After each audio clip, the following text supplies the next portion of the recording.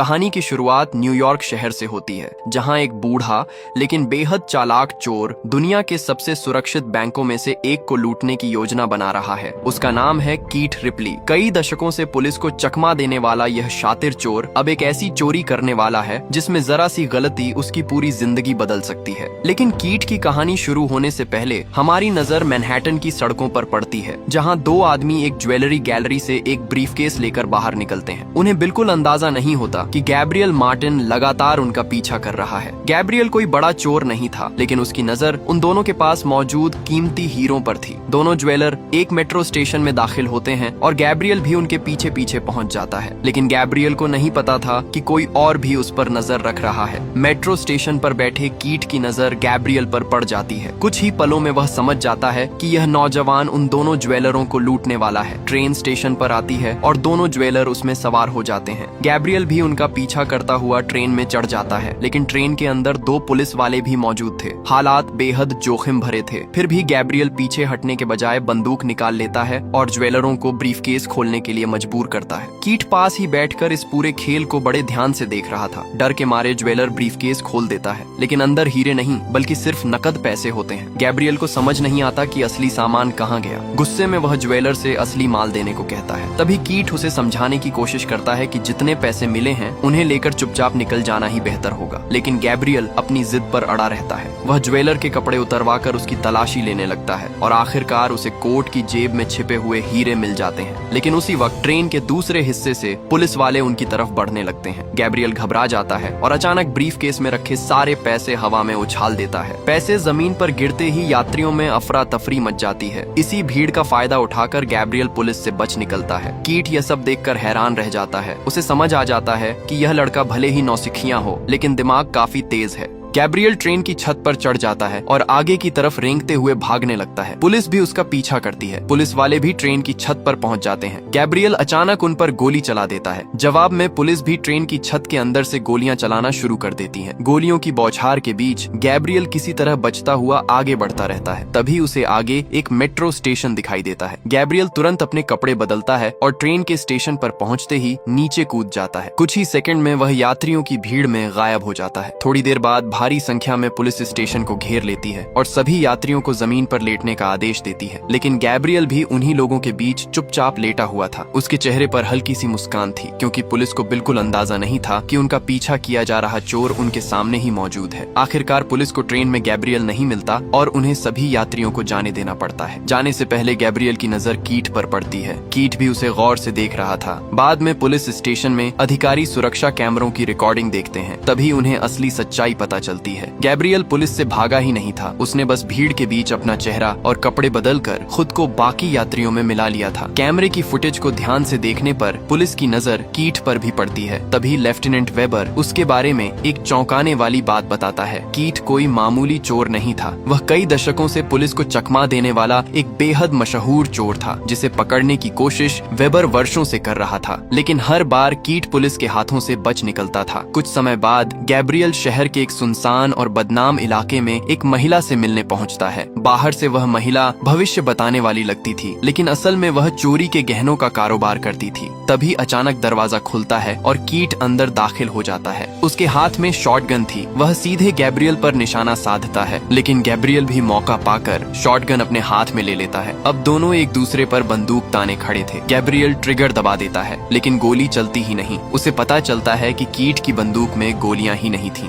Gabriel को डर लगता है कि अब कीथ उसे मार देगा, इसलिए वह वहां से निकलने की कोशिश करता है और कहता है कि हीरो के बदले जो पैसे मिले थे कीथ उन्हें रख सकता है। लेकिन कीथ का मकसद उसे लूटना था ही नहीं। वह गैब्रियल को एक ऐसा ऑफर देता है जिसे सुनकर उसकी पूरी जिंदगी बदलने वाली थी। कीथ उसे अपने साथ काम करने का मौका देता है, लेकिन दोनों जैसे ही उस जगह से बाहर निकलते हैं, अचानक कुछ रूसी गैंगस्टर उन्हें घेर लेते हैं। असल में कीथ पर रूसी गैंग का बहुत बड़ा कर्ज था। गैंगस्टर गैब्रियल के पास मौजूद पैसों का बैग छीन लेते हैं और कीथ को धमकी देकर वहां से चले जाते हैं। कीथ तब गैब्रियल को बताता है कि उसने पहले ही पैसे अलग कर दिए थे और गैब्रियल का हिस्सा उसके पास मौजूद है। वह वादा करता है कि अगर गैब्रियल उसके साथ काम करता है तो उसे इस नुकसान से कहीं ज्यादा पैसा मिलने वाला है। लेकिन गैब्रियल कीट की किसी बात पर भरोसा नहीं करता और वहाँ से चला जाता है। उसे लगता है कि इस बूढ़े आदमी और उसके रूसी गैंगस्टरों वाले पागल झमेले से दूर रहना ही बेहतर है। लेकिन कुछ ही देर बाद गैब्रियल को कीट का दिया हुआ एक नोट मिलता है। उसमें मिलने की जगह और समय लिखा था। गैब्रियल आखिरकार वहाँ पहुँच जाता है। दोनों एक बार में मिलते हैं जहाँ कीट उसे अपनी असली योजना बताता है। जिस ज्वेलरी गैलरी को गैब्रियल पहले लूटने की कोशिश कर चुका था, उसी जगह पर कीट की नजर अब एक बेहद कीमती चीज पर थी। वहाँ रखे 2 फैबर्जे अंडे, हर एक की कीमत करीब $2 करोड़ थी। कीट का प्लान इन दोनों को चुराकर रूसी गैंग का कर्ज चुकाना था, लेकिन इतनी बड़ी चोरी अकेले करना उसके लिए आसान नहीं था और इसके लिए उसे गैब्रियल जैसे तेज दिमाग वाले नौजवान चोर की जरूरत थी। कीट की बातों और उसके भरोसे से आखिरकार गैब्रियल उसके साथ काम करने के लिए तैयार हो जाता है। अब दोनों अपनी अगली बड़ी चोरी की तैयारी शुरू करते हैं। सबसे पहले कीट गैब्रियल को लेकर ब्राइटन बीच पहुंचता है, जहां उसे अपना कुछ जरूरी काम निपटाना था। कीट के वहां से जाते ही गैब्रियल आसपास की जगह देखने लगता है। तभी उसकी नजर एक अखबार पर पड़ती है, जिसमें ट्रेन लूटने वाले रहस्यमयी चोर की तस्वीर छपी होती है। गैब्रियल वहीं मौजूद एक रूसी लड़की से बातचीत शुरू कर देता है। वह लड़की अखबार में छपे उस बहादुर चोर से काफी प्रभावित थी, लेकिन उसे बिल्कुल अंदाजा नहीं था कि जिस शख्स के बारे में वह बात कर रही है वही चोर उसके सामने खड़ा है। इसी बीच कीट वहां वापस आ जाता है और गैब्रियल को लड़की के साथ देखकर हैरान रह जाता है। उस लड़की का नाम एलेक्जेंड्रा कोरेलेंको था और वह कीट की ग्रैंडडाउटर थी। एलेक्जेंड्रा के पिता विक्टर कभी कीट के साथ मिलकर चोरी किया करते थे, लेकिन एक डकैती के दौरान विक्टर की मौत हो गई थी। एलेक्जेंड्रा अपने पिता की मौत के लिए कीट को जिम्मेदार मानती थी। इसी वजह से उसके दिल में कीट के लिए गहरी नाराजगी थी, इसलिए वह गैब्रियल को साफ तौर पर उससे दूर रहने की चेतावनी देता है। लेकिन गैब्रियल के लिए ये चेतावनी शायद ही कोई मायने रखती थी। इसके बाद दोनों चोर अपनी असली योजना पर ध्यान लगाते हैं। उन्हें फैबर्जे अंडों के बारे में हर छोटी बड़ी जानकारी हासिल करनी थी, क्योंकि जिन 2 अंडों को वे चुराने वाले थे उनकी खासियत यह थी कि दुनिया में लगभग किसी को उनके अस्तित्व के बारे में पता ही नहीं था। सिर्फ कीट और उसका खरीदार उनके बारे में जानते थे। इस बीच पुलिस भी कीट के पुराने इतिहास को खंगाल रही थी। लेफ्टिनेंट वेबर को पता चलता है कि विक्टर की मौत के पीछे असली सच्चाई कुछ और हो सकती है। उसे शक था कि विक्टर को खुद कीट ने मारा था। कहा जाता है कि रूसी गैंग ने कीट को विक्टर को खत्म करने का आदेश दिया था, क्योंकि विक्टर सरकारी गवाह बनकर अपनी पहचान बदलने वाला था। लेकिन पुलिस के पास कीट के खिलाफ कोई ठोस सबूत नहीं था। दूसरी तरफ गैब्रियल कीट की चेतावनी को नजरअंदाज करते हुए एलेक्जेंड्रा को ढूंढ निकालता है और उसे डेट पर चलने के लिए कहता है। बाद में दोनों रात के समय ब्राइटन बीच के एक क्लब में मिलते हैं। वहाँ दोनों साथ में अच्छा वक्त बिताते हैं और धीरे धीरे उनके बीच नजदीकियां बढ़ने लगती हैं। लेकिन गैब्रियल को अंदाजा नहीं था कि कीट अपनी जिंदगी की सबसे बड़ी चोरी की तैयारी में लगा हुआ है। रोमानोव ज्वेलरी गैलरी की सुरक्षा इतनी मजबूत थी कि उसे सीधे तरीके से लूटना लगभग नामुमकिन था। इसलिए कीट एक बेहद चालाक योजना बनाता है। नकली पहचान और नकली इनविटेशन की मदद से दोनों पुलिस अधिकारियों का रूप धारण करके गैलरी में होने वाले एक खास चैरिटी इवेंट में पहुंचने वाले थे।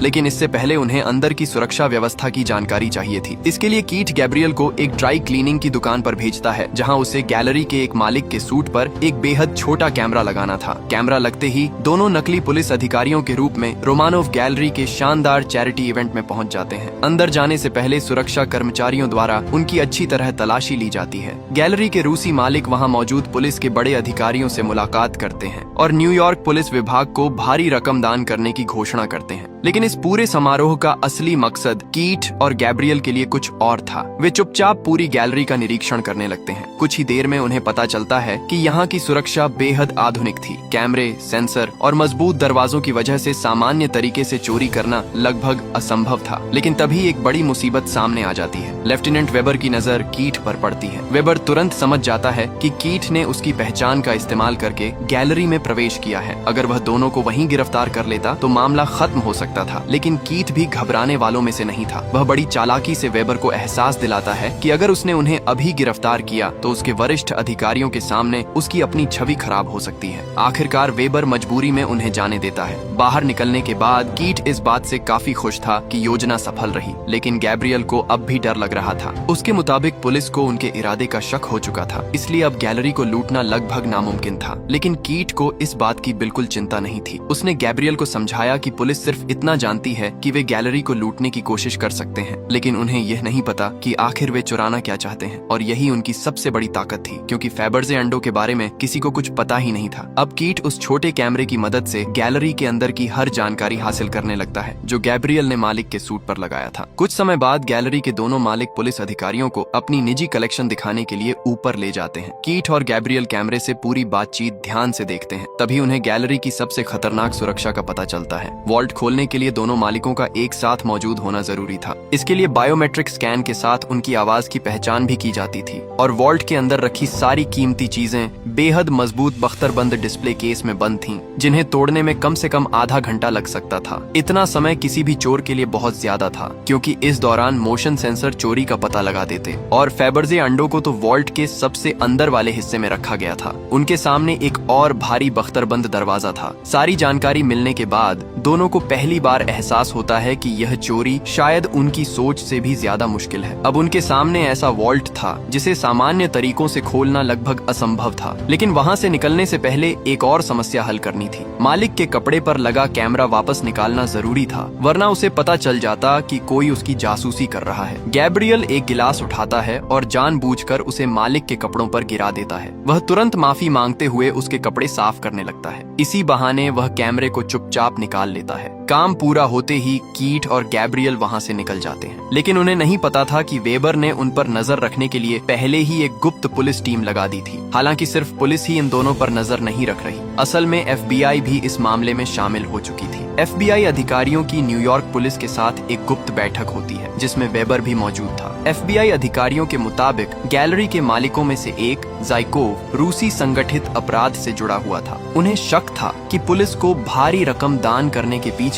उसका असली मकसद पुलिस का समर्थन हासिल करना था। अब FBI चाहती थी कि न्यूयॉर्क पुलिस इस आने वाली चोरी की जांच से पीछे हट जाए। पुलिस कमिश्नर FBI की बात मान लेने के बाद वेबर को भी ऊपर से आदेश मिल जाता है कि वह कीट रिपली के पीछे पड़ना बंद कर दे, लेकिन वेबर इस बार कीट को किसी भी कीमत पर हाथ से निकलने नहीं देना चाहता था। उधर कीट और गैब्रियल अपनी सबसे बड़ी चोरी की तैयारी में जुट जाते हैं। दोनों एक एक छोटी बात का हिसाब लगाते हैं, क्योंकि इस बार गलती की कोई गुंजाइश नहीं थी। सबसे पहले गैब्रियल उस जिम में पहुंचता है जहां ज़ाइकोव अक्सर कसरत करने आता था। गैब्रियल पहले से ही एक खास जगह ट्रांसपेरेंट टेप लगा चुका था। कसरत खत्म करने के बाद ज़ाइकोव वहां से चला जाता है, लेकिन उसके हाथों के निशान उस टेप पर रह जाते हैं। अब चोरों के पास वह चीज थी जिसकी उन्हें सबसे ज्यादा जरूरत थी, ज़ाइकोव के फिंगरप्रिंट। इसके बाद वे ज़ाइकोव के साथी की आवाज की रिकॉर्डिंग हासिल कर लेते हैं, ताकि वॉल्ट खोलते समय इस्तेमाल होने वाली आवाज की पहचान को भी धोखा दिया जा सके। इतना ही नहीं, उन्हें पता चलता है कि वॉल्ट के मोशन सेंसर को भी एक खास उपकरण की मदद से कुछ समय के लिए बंद किया जा सकता है। लेकिन अब गैब्रियल के मन में एक बड़ा सवाल था, आखिर वे ये बेहद कीमती फेबर्जे अंडे किसके लिए चुराने वाले थे? कीट आखिरकार उसे सच्चाई बता देता है। इन अंडों का असली खरीदार रूसी गैंगस्टर निक्की पेट्रोविच था, जो ज़ाइकोव का सबसे बड़ा दुश्मन था। लेकिन गैंगस्टरों को अब कीट पर भरोसा नहीं था। उन्हें डर था कि अंडे मिलने के बाद कीट और गैब्रियल उन्हें धोखा देकर खुद ही उन्हें बेच देंगे। इसलिए एक दिन गैंगस्टर दोनों को अगवा कर लेते हैं और एक सुनसान पार्क में ले जाते हैं। वहाँ उनकी मुलाकात निक्की पेट्रोविच से होती है। निक्की को दोनों चोरों पर बिल्कुल भरोसा नहीं था, इसीलिए उसके आदमियों ने एलेक्जेंड्रा को अगवा कर लिया। अब गैब्रियल और कीट के सामने सिर्फ चोरी पूरी करना काफी नहीं था, एलेक्जेंड्रा की जिंदगी भी उनके हाथ में थी। अगर दोनों ने फेबर्जे अंडे समय पर नहीं पहुंचाए तो एलेक्जेंड्रा को मार दिया जाएगा। इस धमकी के बाद दोनों अपनी योजना को और तेजी से आगे बढ़ाते हैं। अब वे गैलरी के अंदर जाने का रास्ता खोजते हैं। दोनों मेट्रो लाइन के नीचे बने एक सर्विस रूम तक पहुंचते हैं। ये कमरा सीधे गैलरी के नीचे था और यहीं से अंदर जाने का रास्ता बनाया जा सकता था। लेकिन अगर वे नीचे खुदाई करते हुए गैलरी की दीवार तक पहुंचते तो ऊपर मौजूद सुरक्षा कर्मचारियों को आवाज सुनाई दे सकती थी। इसलिए कीट खुद को मेट्रो मेंटेनेंस कंपनी का कर्मचारी बताकर गैलरी की सुरक्षा टीम को फोन करता है और उन्हें बताता है कि गैलरी के नीचे मेट्रो लाइन में कुछ जरूरी मरम्मत का काम होने वाला है। इस काम के दौरान काफी शोर होने वाला था। अब अगर ऊपर किसी गार्ड को ड्रिलिंग की आवाज सुनाई देती तो उसे यही लगता कि नीचे सामान्य मेंटेनेंस चल रहा है। प्लान तैयार होते ही दोनों अपना काम शुरू कर देते हैं। वे दीवार में ड्रिल करना शुरू करते हैं और धीरे धीरे कंक्रीट का एक बड़ा हिस्सा काटकर हटा देते हैं। कुछ देर बाद एक सुरक्षा गार्ड को तेज आवाज सुनाई देती है। वह तुरंत अपने अधिकारियों को इसकी जानकारी देता है, लेकिन उन्हें पहले से दी गई सूचना के कारण गार्ड को भरोसा दिलाया जाता है कि नीचे मेट्रो में मेंटेनेंस का काम चल रहा है। अब कीट और गैब्रियल बनाए गए छेद से गैलरी के बेसमेंट में दाखिल हो जाते हैं। अंदर पहुंचने के बाद वे उस रास्ते को एक पोस्टर से ढक देते हैं ताकि किसी की नजर उस पर न पड़े। इसके बाद दोनों एक दरवाजा तोड़कर पावर डिस्ट्रीब्यूशन रूम में पहुंच जाते हैं। अब उनके पास चोरी पूरी करने के लिए बेहद कम समय था, क्योंकि गैलरी के गार्ड हर घंटे रेडियो पर एक दूसरे से संपर्क करते थे। जब रात के 10 बजे गार्ड आपस में संपर्क करते हैं तो कीट और गैब्रियल अपनी घड़ी सेट कर लेते हैं। उनके पास अब सिर्फ 1 घंटे का समय था। दोनों सुरक्षा सेंसर को बंद करने की कोशिश करते हैं, लेकिन इसी दौरान उनसे एक गलती हो जाती है और अचानक अलार्म बज उठता है। प्रोटोकॉल के मुताबिक वॉल्ट का सुरक्षा गार्ड तुरंत बेसमेंट में जांच करने के लिए नीचे आता है। वह पूरे इलाके को ध्यान से देखता है, लेकिन उसे चोर दिखाई नहीं देते। आखिरकार वह अपने साथियों को बताता है कि यहाँ कुछ नहीं है और अलार्म बंद करने के लिए कहता है। लेकिन जैसे ही वह वापस जाने लगता है, कीट और गैब्रियल अचानक पावर रूम से बाहर निकलते हैं और उसे पकड़ लेते हैं। अब वह गार्ड उनका बंधक था। कीट उसे अपने साथ लिफ्ट तक ले जाता है। गार्ड के स्वाइप कार्ड की मदद से लिफ्ट सक्रिय होती है और तीनों ऊपर की मंजिल की तरफ जाने लगते हैं। लेकिन दोनों चोर कैमरे की नजर से बचने के लिए लिफ्ट के दरवाजे के बिल्कुल पास खड़े हो जाते हैं। ऊपर पहुंचने के बाद गैब्रियल और कीट गार्ड को मजबूर करते हैं कि वह गैलरी के सभी सुरक्षा कैमरों की लाइव फुटेज को एक स्थिर तस्वीर से बदल दे। अब कंट्रोल रूम में बैठे गार्ड को कैमरे पर सब कुछ सामान्य दिखाई दे रहा था। दोनों फिर से बेसमेंट में लौटते हैं और गार्ड के हाथ पैर टेप से बांधकर उसे पावर डिस्ट्रीब्यूशन रूम में छोड़ देते हैं। योजना अब तक बिल्कुल सही चल रही थी। कैमरे के ठीक सामने खड़े होने के बावजूद दोनों की कोई हरकत दिखाई नहीं दे रही थी। इसके बाद गैब्रियल उस रबर के दस्ताने को पहनता है जिस पर जाइकोव के फिंगरप्रिंट बनाए गए थे। वह दस्ताने को बायोमेट्रिक स्कैनर पर रखता है। स्कैनर फिंगरप्रिंट पहचान लेता है। गैब्रियल कीट को इशारा करता है। अब बारी थी आवाज की पहचान को पार करने की। कीट पहले से रिकॉर्ड की गई जाइकोव की आवाज चलाता है और आखिरकार आवाज भी स्वीकार हो जाती है। लेकिन तभी कंप्यूटर एक नया सवाल पूछ देता है। ये सवाल रूसी भाषा में था और इसका जवाब सिर्फ जाइकोव की आवाज में देना जरूरी था। कीथ कुछ पल के लिए रुकता है, फिर बिल्कुल उसी आवाज की नकल करते हुए जवाब देता है। सबसे हैरानी की बात होती है, सिस्टम जवाब स्वीकार कर लेता है। वॉल्ट खुल जाता है, लेकिन अंदर जाना अभी भी आसान नहीं था। वॉल्ट के फर्श पर अदृश्य लेजर बीम और मोशन सेंसर लगे हुए थे। गैब्रियल एक खास पहिएदार उपकरण तैयार करता है जिसकी मदद से वह फर्श पर इस तरह आगे बढ़ सकता था कि सेंसर सक्रिय न हो। कीट अपने फोन पर सेंसर की स्थिति देखता रहता है और गैब्रियल को एक एक कदम आगे बढ़ने का रास्ता बताता है। गैब्रियल बेहद सावधानी से उन अदृश्य लेजर बीम के बीच से निकलता हुआ आगे बढ़ता है। आखिरकार वह सही जगह पहुंच जाता है और फर्श पर एक विशेष उपकरण रख देता है। उपकरण सक्रिय होते ही मोशन सेंसर काम करना बंद कर देते हैं। अब उनके रास्ते की आखिरी बड़ी रुकावट सामने थी। फैबर्जे अंडों वाला कमरा एक विशाल बख्तरबंद दरवाजे के पीछे बंद था। कीट और गैब्रियल ड्रिलिंग शुरू कर देते हैं। दरवाजा इतना मजबूत था कि ड्रिल के कई बिट खराब हो जाते हैं और उन्हें बार बार बदलना पड़ता है। काफी मेहनत के बाद आखिरकार दरवाजे में एक छोटा सा छेद बन जाता है। कीट एक खास ऑप्टिकल उपकरण से उस छेद के अंदर मौजूद लॉकिंग सिस्टम को देखता है। वह लॉक के अंदर की स्थिति को ध्यान से समझता है और गैब्रियल को सही नंबरों का कॉम्बिनेशन बताता है। लेकिन उसी वक्त दूसरी तरफ वेबर को एक खबर मिलती है। रोमानोव गैलरी में कुछ देर पहले अलार्म बजा था। हालांकि अलार्म कुछ ही समय में बंद कर दिया गया था, लेकिन वेबर को अब शक होने लगता है कि शायद यह सिर्फ तकनीकी खराबी नहीं थी। वेबर को अब पूरा यकीन हो जाता है कि आज रात ही गैलरी में चोरी होने वाली है। वह बिना समय गंवाए पुलिस की एक बड़ी टीम को रोमानोव गैलरी भेज देता है। लेकिन दूसरी तरफ चोर अपनी योजना के आखिरी पड़ाव पर पहुंच चुके थे। कीट और गैब्रियल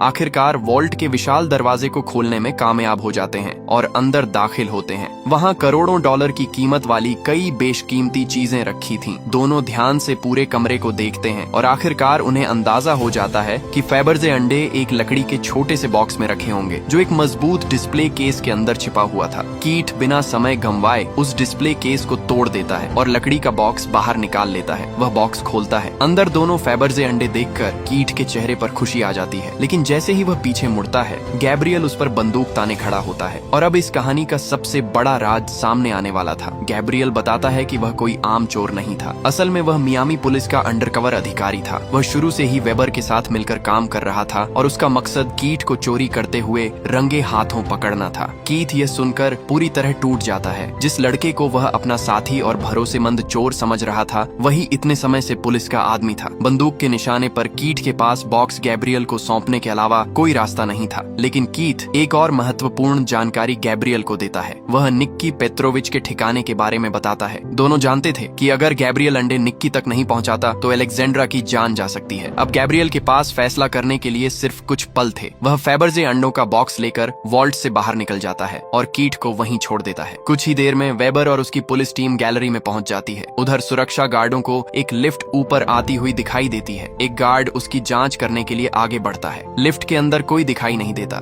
जैसे ही वह अंदर कदम रखता है, गैब्रियल अचानक उस पर हमला कर देता है और उसे बंधक बना लेता है। बंदूक के निशाने पर वह बाकी गार्डों को खुद को पुलिस अधिकारी बताता है और सभी को हथियार नीचे रखने का आदेश देता है। गार्ड मजबूरी में उसकी बात मान लेते हैं। गैब्रियल वहां से बाहर निकल जाता है, लेकिन वह पुलिस टीम के साथ जाने के बजाय सीधे वहां से गायब हो जाता है। अब उसकी इस चाल की वजह से एक अजीब गलतफहमी पैदा हो जाती है। जब वेबर और उसकी टीम गैलरी के बेसमेंट में पहुंचती है तो सुरक्षा गार्ड उन्हें भी रोक लेते हैं, क्योंकि गैब्रियल पहले ही खुद को पुलिस अधिकारी बताकर उन्हें हथियार डालने के लिए मजबूर कर चुका था। अब गार्डों को लगता है कि वेबर और उसकी टीम भी उसी चोरी का हिस्सा है। इस वजह से पुलिस वालों को ही कुछ देर के लिए हिरासत में ले लिया जाता है। दूसरी तरफ गैब्रियल उस जगह पहुंच जाता है जहां रूसी गैंगस्टरों ने अलेक्जेंड्रा को बंधक बना रखा था। वह फेबर्जे अंडों का बॉक्स उन्हें सौंप देता है। बदले में गैंगस्टर अलेक्जेंड्रा को छोड़ देते हैं, लेकिन वे गैब्रियल को अपने साथ चलने के लिए मजबूर करते हैं ताकि यह सुनिश्चित किया जा सके कि बॉक्स में मौजूद अंडे असली हैं। उधर रोमानोव गैलरी के मालिक भी वापस पहुंच जाते हैं। वे सीधे वॉल्ट में जाते हैं जहां उन्हें कीट मिल जाता है। जाइकोव नीचे जाकर वेबर से मिलता है और पहले सुरक्षा गार्डों द्वारा पुलिस टीम को रोकने के लिए माफी मांगता है। इसके बाद वह वेबर को वॉल्ट तक लेकर जाता है। वेबर कीट से गैब्रियल के बारे में पूछताछ करता है, लेकिन कीट